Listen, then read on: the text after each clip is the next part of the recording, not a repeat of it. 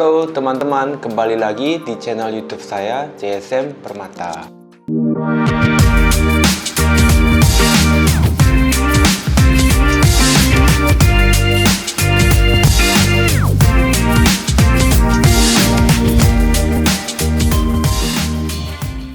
Kali ini saya ingin sharing sedikit mengenai populasi orang Korea di Indonesia. Dan lokasi komunitas orang Korea ini biasanya di mana sih?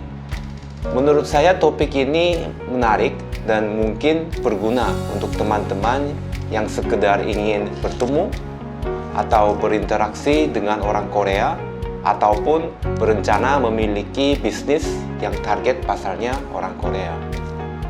Jadi tidak ada data detail sebenarnya mengenai seberapa banyak orang Korea yang tinggal di setiap area Indonesia.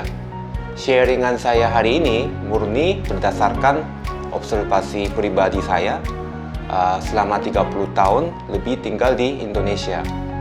Dan disclaimer dulu ya, bisa saja opini atau observasi saya ini bias. Pekerjaan saya seringkali mengharuskan saya untuk pergi dinas keluar kota ke daerah-daerah yang masih banyak sumber kayu. Jadi saya sering dinas ke daerah seperti Jawa Tengah, Kalimantan, dan Sumatera. Beberapa kali saya melihat orang Korea di tempat-tempat yang saya tidak sangka. Misalnya, saat saya melihat ada seseorang wanita muda Korea yang membawa anaknya berbelanja di supermarket di Samarinda, atau saat saya melihat beberapa anak muda Korea yang sedang minum kopi di kafe kecil di Salatiga, atau bahkan melihat seorang pria Korea yang punya restoran Jepang di Jepara, atau melihat seseorang pria Korea yang punya restoran Batak di Medan. Jadi, mungkin teman-teman juga penasaran, kok bisa orang Korea ada di mana-mana dan mereka kok bisa sampai ke sana? Kalau kita melihat data yang diterbitkan oleh Kementerian Ketenagakerjaan di tahun 2022, ada sekitar 9.624 orang TKA di Korea. Anggaplah satu orang TKA membawa istri dan satu anak. Maka kalau hitung secara kasar, seharusnya ada sekitar 25.000 orang Korea yang tinggal di Indonesia saat ini. Data ini lumayan cocok dengan data yang diterbitkan oleh Kedutaan Korea. Ditambah lagi ada beberapa ratus orang Korea seperti saya yang sudah berganti kewargaan negara menjadi seorang WNI. Sepengetahuan saya, saat ini banyak juga orang Korea yang datang dan tinggal di Indonesia untuk pensiun atau bersantai. Tapi zaman dulu dan sepertinya sampai saat ini, alasan terbesar orang Korea datang ke Indonesia adalah karena pekerjaan, mencari peluang kerja, ataupun berbisnis. Sepanjang tahun 1970 dan 1980-an, kebanyakan orang Korea yang datang ke Indonesia adalah orang yang bekerja di industri utama dan industri sekunder.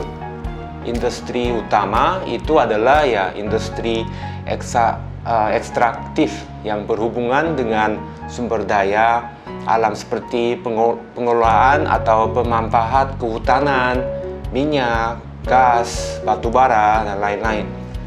Yang mana saat itu adalah bagian dari proyek nasional zaman Pak Soeharto dan Pak Soekarno di tahun 1970-an. Di zaman tersebut, biasanya yang datang ke Indonesia hanya pria Korea saja, karena pekerjaan yang ada biasanya mengharuskan untuk tinggal di area-area yang masih terpencil, seperti Banjarmasin, Batu Licin, Tarakan, Balikpapan, Madura, dan Sumatera. Kalau saya dengar cerita para senior orang Korea yang datang ke Indonesia di tahun 1970-an, sungguh sangat menarik ceritanya dan rasanya seperti cerita dari zaman dulu. Mereka bilang bahwa mereka cuma bisa menelepon sekali ke Korea dalam sebulan selama 15 menit. Dan itu pun mereka harus naik speedboat 2-3 jam dulu ke kota besar, baru bisa menelepon. Industri sekunder adalah industri padat karya yang perlu banyak sumber daya manusia, contohnya manufaktur, pabrik sepatu, pakaian, tekstil, kayu rapis, rambut palsu. Itu contoh beberapa jenis industri manufaktur yang dipindahkan dari Korea ke Indonesia karena upah kerja di Korea yang meningkat tajam. Industri manufaktur tersebut kebanyakan lokasinya lebih dekat ke Jakarta, misalnya di Tangerang dan Bekasi. Karena lokasinya lebih di kota, jadi biasanya orang Korea yang kerja di bidang manufaktur berkesempatan membawa serta anggota keluarganya juga. Kalau di Jakarta sendiri, dari dulu sampai sekarang, kebanyakan orang Korea menempati area di Jakarta Selatan seperti di Senayan, Senopati, Wijaya, dan Blok M. Saya kurang tahu juga awalnya bagaimana orang Korea bisa mulai tinggal di Jakarta Selatan. Tebakan saya sih sepertinya karena lokasi yang lebih dekat ke kedutaan Korea, sekolah, gereja, dan restoran-restoran Korea. Di tahun 1980-an, ada sekolah Korea yang lokasinya di satu bangunan kecil yang berdekatan dengan Korea Center. Sekolah itu hanya ada tingkat ST-nya. Saya waktu kecil sekolahnya di sini juga. Saya sekolah di sana sampai tahun 1992. Waktu itu kelasnya cuma ada beberapa kelas. Bangunannya 2 lantai. Kelas SD sampai SD3 sekolahnya di pagi hari, dan kemudian SD4 sampai SD6 gantian sekolah di siang hari. Di tahun 1980-an dan 1990-an itu orang Korea di Jakarta, termasuk saya sendiri, kebanyakan tinggalnya di rumah tinggal sekitar Senopati, Wijaya. Tetangga-tetangga saya waktu itu kebanyakan adalah ekspatriat Korea dan Jepang. Kemudian di sekitar akhir tahun 1990-an mulai ada apartemen-apartemen, dan kebanyakan orang Korea pindah ke apartemen dengan alasan kenyamanan dan keamanan. Di tahun 2000-an beberapa perusahaan besar seperti Lotte, Hankook Tire, Samsung, LG, dan POSCO mulai masuk ke Indonesia, dan saat itu semakin banyak orang Korea yang datang.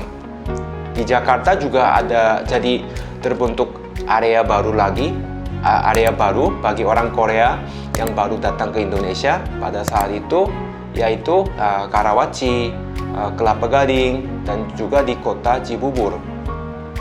Selain karena lokasinya dekat ke zona industri seperti Tangerang dan Bekasi, juga karena lokasi ini sudah ada fasilitas-fasilitas yang cukup baik seperti apartemen, sekolah, rumah sakit, tempat ibadah, dan lain-lain.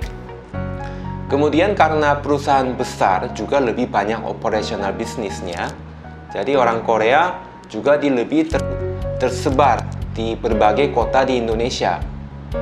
Kondisi kehidupan dan lingkungan hidup di kota-kota yang lebih kecil juga saat ini sudah semakin baik dan lebih bisa diterima oleh ekspatriat.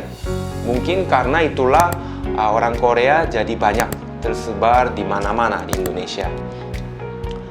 Sebelum menutup sharingan saya hari ini, berikut adalah daftar berbagai asosiasi warga Korea di Indonesia.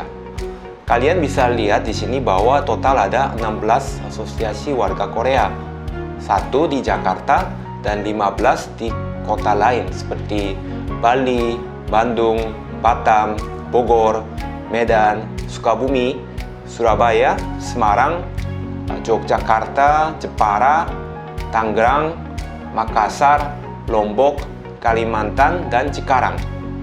Tujuan asosiasi warga Korea itu untuk saling membantu antara anggota, tukar-tukar info, dan merayakan event seperti Tahun Baru, Chuseok bersama. Kebanyakan asosiasi warga Korea begini biasanya didirikan oleh pengusaha yang bisa dibilang orang-orang pertama yang datang ke suatu area. Misalnya sebagai seorang manajer yang dikirim dari perusahaan Korea ke Indonesia. Kemudian setelah beberapa saat di Indonesia, jadi memutuskan mau tinggal di Indonesia saja dan memutuskan untuk memiliki bisnis sendiri. Sukses dan jadinya ingin membantu sesama warga Korea lainnya. Seperti ini, kebanyakan anggota dari Asosiasi Jepara Korea bidang usahanya di industri furniture.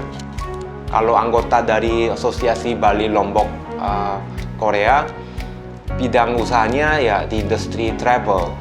Kalau anggota dari Asosiasi Kalimantan Korea, ya bidang usahanya di industri kehutanan dan pertambangan. Oke deh, sekian dulu sharingan dari saya kali ini. Sampai juga di sesi berikutnya. Kalau ada saran atau pertanyaan, silakan komen di bawah ini. Dan kalau ada topik yang teman-teman ingin saya bahas, silakan tinggalkan pesannya. Terima kasih dan jangan lupa klik dan like dan subscribe.